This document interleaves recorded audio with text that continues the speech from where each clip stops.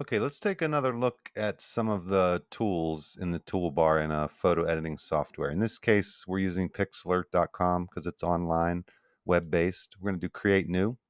We're going to stick with this web small just for now. You can feel free to play around with other sizes if you want. Get in the habit of giving a name to whatever you're working on. Um,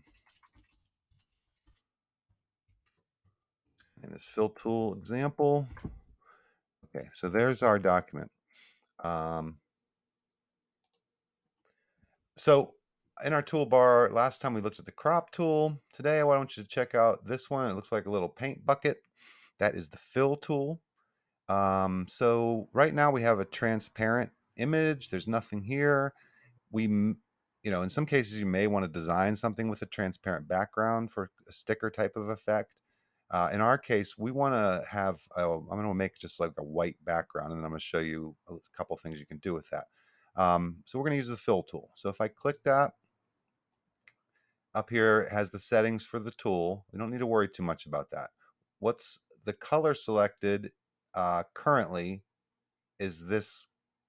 You have these two black and whites here. You can change those, but for now, white is selected. Okay, so that's okay. So now we're going to get our fill tool, and I'm just going to click on our image, and you'll see, boom, we have a white background. Okay. You can change the color. If you would prefer a different color background, you can choose any color you would like for your fill. If we wanted this color, now I have a fill of that color.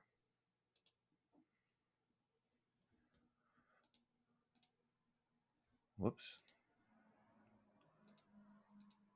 Okay, another kind of similar tool to the fill tool that we can look at the same time here is right next to it, the gradient tool.